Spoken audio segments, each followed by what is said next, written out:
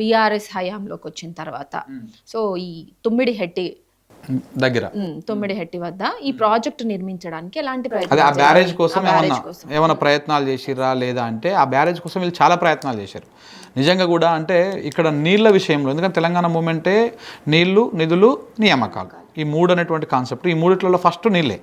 ఎందుకంటే తెలంగాణకు నీళ్లు లేవు. మనం ఫస్ట్ మన భౌగోళిక స్వరూపాన్ని మనం అర్థం చేసుకోవాలి. మన భౌగోళిక స్వరూపం ఇట్లా ఉంటుంది. అంటే ఈ గడ్డ మీద ఉన్నది మొత్తం తెలంగాణ. ఇట్లా ఇట్లా ఏట వాళ్ళు ఇట్లా ఉంటుంది అన్నమాట. ఇట్లా మనకు ఇప్పుడు గోదావరి పోయేది 100 మీటర్ల ఎఫ్ఆర్ఎల్తో పోతుంది మేడిగడ్డ దగ్గర దిగువల. అంటే 100 మీటర్ సముద్ర మట్టానికి 100 మీటర్ల ఎత్తులు ఉంటుంది. ఇప్పుడు మనం మల్లన్న సాగర్ తీసుకొస్తామా, మల్లన్న సాగర్ 575 మీటర్ల ఎత్తులో ఉంటుంది. అంటే 100 నుంచి 500 400 మీటర్ల ఎత్తులో ఉంటుంది. ఇప్పుడు మన హైదరాబాద్ తీసుకుంటే 600 ఉంటుంది. సో అట్లా మన ప్రాంతం ఇట్లా కింద ఇట్లా ఏట వాళ్ళకి ఇట్లా ఉంటుంది అన్నమాట. ఒక గుడిసె రూపంలో మనం ఊర్లలో అనుకుంటే ఒక గుడిసె రూపంలో ఉంటుంది. సో కాబట్టి మనం నీళ్ళు ఎత్తిపోసుకోవాలి, మనకు ఆప్షన్ లేదు, ఇంకొక ఆప్షన్ లేదు. కాబట్టి వీళ్ళు ఏదైతే 2007లో ప్రారంభించారో వైఎస్ రాజశేఖర రెడ్డి గారు దాన్ని మధ్యలో ఆపేసారు. 2009లో ఆయన చనిపోయిన తర్వాత మూమెంట్ వచ్చింది. మూమెంట్ వచ్చిన తెలంగాణ వచ్చింది. తెలంగాణ వచ్చిన 2014 జూన్ 2 తారీఖు నాడు తెలంగాణ రాష్ట్రము అధికారికంగా ప్రకటించి అధికారికంగా వచ్చింది. అదే రోజు టీఆర్ఎస్ గవర్నమెంట్ ఇక్కడ వచ్చింది. అదే రోజు గవర్నమెంట్ కూడా ఫామ్ అయింది. కరెక్ట్గా నేను డేట్ కూడా చెప్తా. 2014 జూన్ 2 తారీఖు నాడు ఇక్కడ ప్రభుత్వం ఏర్పడితే కరెక్ట్గా నెల రోజులకి 23 తారీఖు 7వ నెల 6వ నెలలోనే గవర్నమెంట్ వచ్చింది. 2 తారీఖు 23వ తారీఖు 7వ నెలల అప్పటికే మంత్రిగా ఉన్నటువంటి అంటే ఇరిగేషన్ మంత్రిగా ఉన్న హరీష్ రావు గారు ఫస్ట్ వీళ్ళు ఫోకస్ చేసింది గవర్నమెంట్ రాగానే కూడా నీళ్ళ మీదనే ఫోకస్ చేశారు. మనకు 2 నదులు ఉన్నాయి, ఇటు కృష్ణ ఉంది, ఇటు గోదావరి ఉంది. సో కాబట్టి గోదావరిలో మన కృష్ణలో ఏంది పరిస్థితి అదొకటి, దాంతోపాటు గోదావరి నీళ్ళని వాడుకోవాలి ఫస్ట్. సో గోదావరిలో పోవాలని చెప్పేసి వెంటనే 23 తారీఖు నాడు ఈయన మహారాష్ట్ర పోయారు.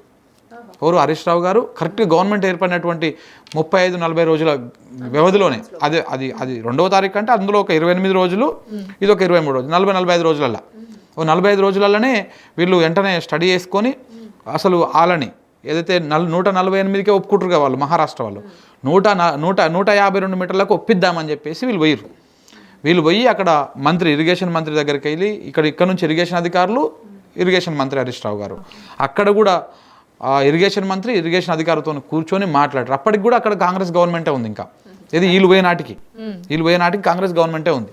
సో పోయినప్పుడు వాళ్ళు ఎన్నికల సమయంలో వీళ్ళు పోయి అడిగితే ఎన్నికలు ఇప్పుడు మాకు వచ్చేది ఎన్నికలు ఉన్నాయి, ఇప్పుడు ముంపు మీరు 152 మీటర్లు అంటే మాత్రం మా వాళ్ళు ఒప్పుకోరు, ఇప్పటికే ఆందోళన జరుగుతూ ఉన్నాయి, ఓవైపు బీజేపీ వాళ్ళు కూర్చున్నారు, ఇట్లా మేము ఏమన్నా అనుమతిస్తామని చెప్పేసి బీజేపీ వాళ్ళు మా మీద లొల్లి చేస్తూ ఉన్నారు స్థానికంగా. సో కాబట్టి అక్కడ ప్రతిపక్ష పార్టీ అప్పుడు బీజేపీ ఉండే. సో కాబట్టి మేము ఇప్పుడు ఒప్పుకునే ప్రసక్తి లేదు, ఎన్నికలు అయిపోయినాక మీరు రండి, ఒకవేళ కావాలంటే అప్పుడు మాట్లాడదాం. వాళ్ళకి ఎన్నికలు ఉన్నాయి, ఇక్కడ మహారాష్ట్రలో ఎన్నికలు ఉన్నాయి. ఈ ఎన్నికలు ఇప్పుడు కూడా మన తెలంగాణ అయిపోయినాక ఎన్నికలు అయినా చూసినా మహారాష్ట్రలో. సో అట్లా వాళ్ళకి కూడా మహారాష్ట్రలో ఎన్నికలు ఉంటే మీరు అయిపోయినాక రండి అంటే సరే వీళ్ళు కొంత ఆశతోటి వచ్చారు.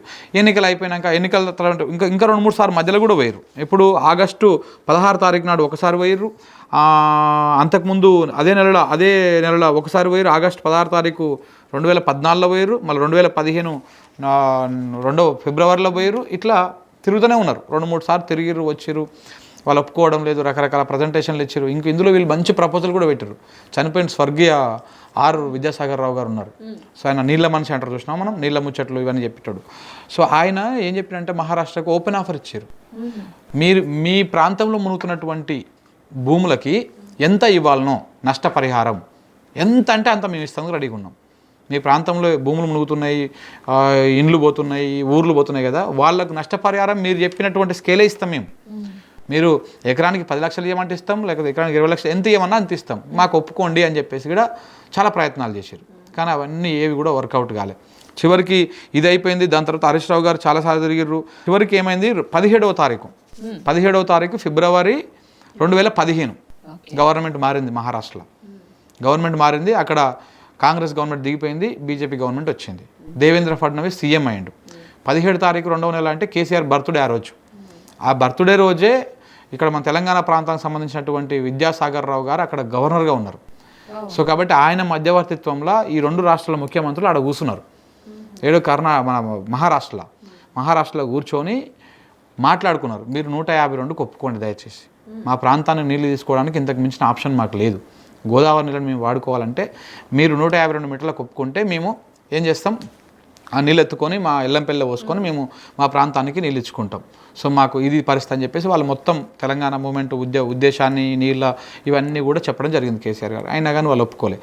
ఎందుకు ఒప్పుకోలేదంటే ఆయన సాలిడ్ రీజన్ చెప్పిండు దేవేంద్ర ఫడ్నవీస్.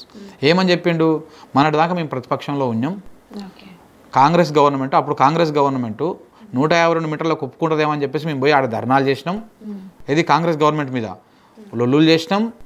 ఇవాళ నేను ప్రభుత్వంలోకి వచ్చినాక నేను 152 ఒప్పుకుంటే అది ఎట్లా లెక్క అవుతుంది, ఆ ప్రజలు నన్ను వెనక పడతారు, మా రాజకీయమే ప్రశ్నార్థకం అవుతుంది, కాబట్టి మేము ఒప్పుకునే ప్రసక్తే లేదు అని చెప్పేసి ఆయన కరాఖండ్గా చెప్పడం జరిగింది. దాంతోపాటు ఒక చిన్న ఉపశమనం ఇచ్చారు.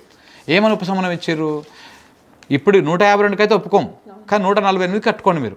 సరే 148 కట్టుకుంటే మీకు సరైన నీళ్లు రాకపోవచ్చు, దాని ద్వారా ఏం చేయండి, మీరు కింద ఇంకొక వేరే దగ్గర ఎక్కడైనా ప్రపోజల్ పెట్టుకోండి, ఈడ ఈడ ఈడ ఏడొన్ని వస్తే అని తీసుకోండి, 148 మీటర్లు కట్టుకొని ఈడ వచ్చే కాడికి తీసుకోండి. ఇంకా కింద ఆల్మోస్ట్ ఇంకొక 100 కిలోమీటర్ దాకా మన 2 రాష్ట్రాల బార్డర్లే ఉన్నాయి, నేనే ఉన్నాను పక్కపొంటి, నువ్వు ఆ కింద ఏడ కట్టుకున్నా కానీ నేను ఒప్పుకుంటా, మీకు సహకరిస్తా అని చెప్పి చెప్పడం జరిగింది ఆయన. దాని తర్వాత కేసీఆర్ గారు ఇక్కడికి వచ్చేసారు. వచ్చిన తర్వాత ఇక వచ్చినాక కూడా ఒక వారం 10 రోజులు ఎట్లా చేద్దాము, ఇట్లా మహారాష్ట్ర ఒప్పుకోవడం లేదు, ఇక్కడ మీద ఉన్నది మనం నీళ్ళు తెచ్చుకోవాలి, ఎట్లా చేద్దామని ఒక వారం 10 రోజులు ఇట్లా నడుస్తున్న క్రమం లోపల సిడబ్ల్యూసి అంటే సెంట్రల్ వాటర్ బోర్డ్ కమిషన్ ఉంటుంది. సో వాళ్ళు ఒక లేఖను పంపించారు. ఎవరికి, ఈ ప్రాణహిత చేవెళ్ళ చీఫ్ ఇంజనీర్ ఉంటారు కదా, ఆయనకు ఒక లేఖను పంపించారు. ఆ లేఖను పంపించి ఆ లేఖలో ఏం చెప్పారంటే, అయ్యా మీరు ఏదైతే తుమ్మిడెట్టి అనేటువంటి ప్రపోజల్ పెట్టుకున్నారో ఆ తుమ్మిడెట్టి దగ్గర గతంలో ఇచ్చినటువంటి లెక్కల ప్రకారం 270 టీఎంసీలు అని చెప్పేసి మీరు అంటున్నారు, కానీ ఆడ అవైలబిలిటీ ఉండదు, ఆడ నీళ్ళు దొరికేది కేవలం 160 టీఎంసీలు మాత్రమే దొరుకుతాయి, 160 టీఎంసీలు మాత్రమే దొరుకుతాయి. ఆ 160 టీఎంసీలలో కూడా 60 టీఎంసీలు పై రాష్ట్రాలు వాడుకునే హక్కు ఉంటుంది భవిష్యత్తులో. అంటే మనకు ఎన్ని వస్తాయి, ఇంకా 160 60 పోతే 100 ఉంటాయి. ఈ 100 టీఎంసీలు మనం వాడుకోవాలి. ఈ 100 టీఎంసీలలో మనం ఎన్ని ఎత్తిపోసుకోగలుగుతాం, మహా అయితే 60-70 కంటే ఎక్కువ ఎత్తిపోసుకోలేము. ప్రాణహిత చేవెళ్ళ ప్రాజెక్టు ప్రపోజల్ ఎంత, 16 లక్షల ఎకరాలు. 16 లక్షల ఎకరాలు అంటే ఎన్ని టీఎంసీలు కావాలి, 160 టీఎంసీలు కావాలి. మరి ఇక్కడ ఉన్నది ఎంత, 100. ఈ 100లో మనం ఎత్తిపోసుకుని 60-70 పోతే అంటే 6-7 లక్షల ఎకరాలకే వస్తుంది, ఇంకా 10 లక్షల ఎకరాలకు నీళ్ళు రావు. ఒకవైపు మహారాష్ట్ర ఒప్పుకోవట్లేదు, ఒకవైపు సిడబ్ల్యూసీ లేక ఏం చెప్తున్నది, నీళ్ళు తక్కువనే అని చెప్తున్నది. ఇంక ఇప్పుడు ఏం చేయాలి, ఒప్పించే ప్రయత్నం చేయాలంటే వాళ్ళు ఒప్పుకోరు. 152 అసలు 152కి అది ఒప్పుకునే ప్రసక్తే లేదు. అందుకే రీడిజైన్ అనేటువంటి ఆలోచన వచ్చింది అప్పుడు. మరి ఎట్లా చేద్దాం, ఏం చేద్దాం అన్నప్పుడు అప్పుడు ఇంకా క్యాబినెట్ సబ్ కమిటీ ఏర్పాటు చేసి మీరు స్టడీ చేయండి, నెక్స్ట్ ఎక్కడి నుంచి నీళ్ళు తీసుకోవచ్చు మనం. సో అప్పుడు రిటైర్డ్ ఇంజనీర్ శ్యాంప్రసాద్ రెడ్డి గారిని నేను ఇంటర్వ్యూ కూడా చేసిన మన ఛానల్లో.